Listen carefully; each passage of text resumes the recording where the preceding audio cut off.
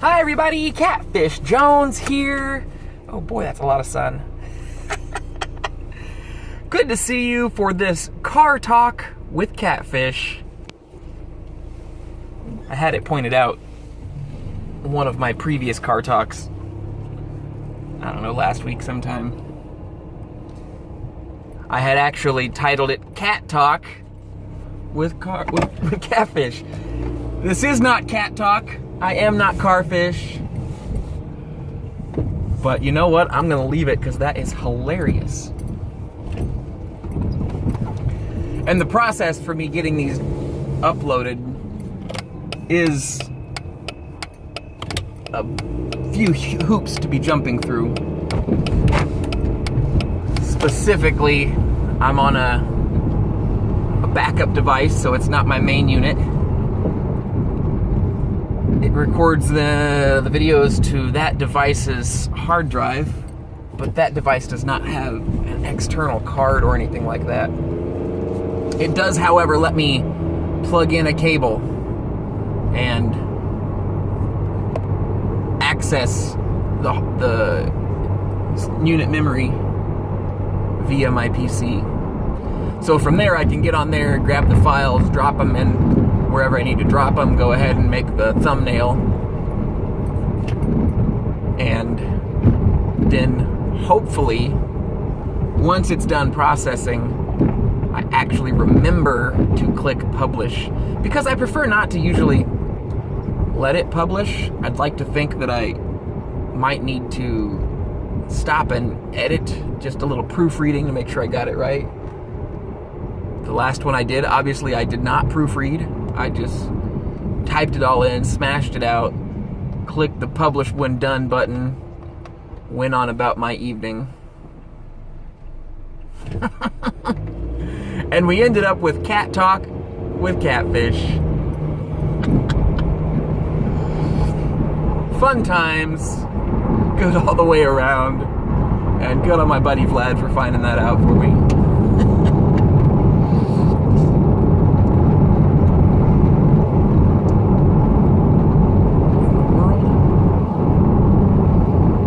So that was very interesting. I kind of feel like I should flip the camera around and show you what's going on here, but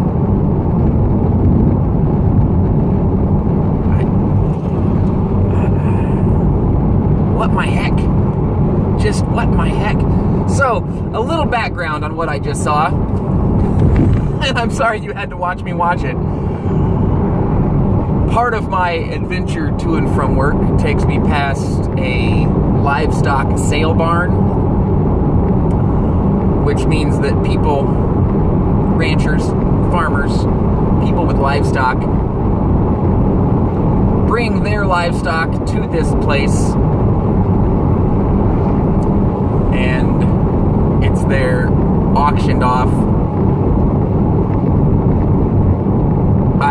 What I was witnessing was somebody in a car with their arm out the window holding on to the rein of a horse driving across the street from the sale barn to a facility across. And so, you know, they're cutting in front of me and I'm doing about 50 heading towards them, and they got well across. There was no danger of that.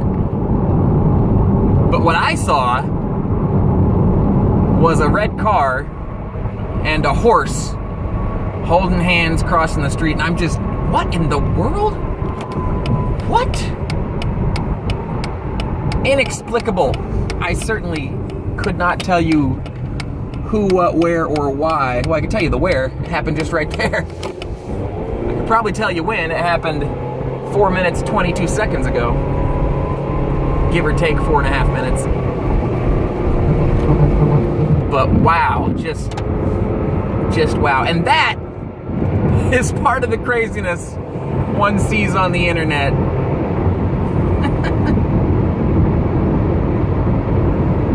Or in the world while talking to the internet. Yes, indeed. And now I am in the construction zone part, and there hopefully will not be any car holding hands with a horse crossing the street out here You can't script this stuff. And if you tried, it would probably fail miserably. We got a little bit of a temperature boost yesterday and today, got us up into the 70s.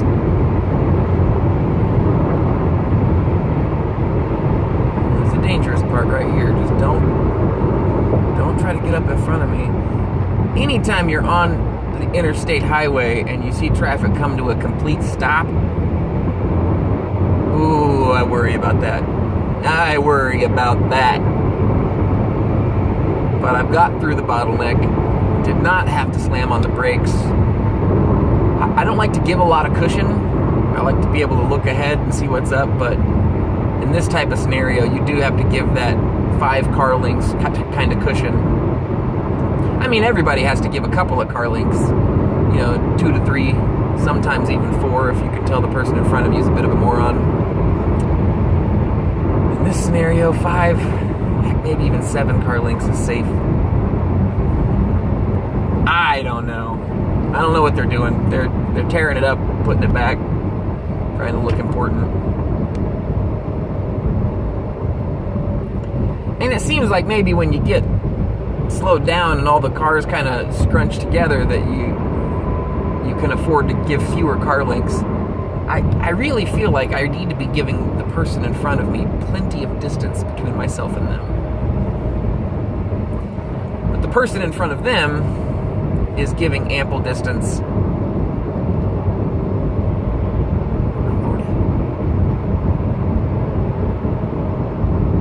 to the person, and that means the person in front of me has to choose to remain equidistant between myself and that other vehicle, or to get as close to them as I'm getting to them. And I'm trying to stay equidistant to the person behind me who is right up on me. But I don't mind. I'm not going to brake suddenly. They're not going to be able to get me because I can get out the way. Just pop the boost on there. But it is a bit of a white-knuckle drive through interstate road construction. I say that understanding that anybody has to drive through city traffic, bumper to bumper, hours either direction to or from work, probably has little sympathy for me in Bumpkinville, Kansas, barking about my own traffic. Because even with the craziest white-knuckle drive and tons of traffic shenanigans, it still takes me all of about 12 minutes to get from work to home. I'm sitting here at 8:10, and I'm quickly approaching my exit ramp. Although approaching that exit ramp, we are now back down to a near standstill. But there's nobody coming up on me. We're in a good spot. So today's car talk has basically been me talking my way through this crazy traffic, me seeing an odd horse being led across the street by a person driving a car, which, for the record, in case you guys are aware, it's probably not the most safe thing in the world while driving a car to be leading a horse. Even if you're going to cross the street, that's something that I think my mother would probably have advised me against doing while driving. Make sure when you're driving, you're not leading your horse. What happens if you just, I don't know, if the rein slips out of your hand? Well, that horse then giddy-ups on out of there. You are in the middle of driving. You can't just smash a brake, park your car in the middle of the street, and go running after your horse. And if you did, once you got your car parked and you go chasing after your horse, do you stand a chance of catching your horse? You might be able to whistle, call the horse's name, other fancy things they do in cowboy movies. The potential for craziness, for unexpected shenanigans is just far too great for me to... If you can tell, I couldn't even, while watching it, and then explaining it, it only sounds crazier. What in the world? There it went. I knew that was going to happen. I knew it would happen. I tell you what. Okay, well, I've landed, or just about. You can tell I haven't exactly landed, but near enough to be able to start my wrap-up. Through a little bit of road construction, but I'm still at 10 and a half minutes, and I'm home. So what am I complaining about, right? I think I had some other topics planned for this car talk, but it turned into, don't lead your horse when you're driving a car. Maybe those of you out there with horses, the equestrian folk who do watch Catfish Jones, might be able to tell me if that is standard practice or just craziness. To me, it seems like sheer craziness. I'm going to wrap it up right here, and hopefully later in the week, I remember everything I was going to talk about, and that it might still be topical, if not long past. Until then, be awesome. I will look for you guys around the board, on the tube, someplace in this crazy internet, and maybe next time I'll think of an ending. Cheers.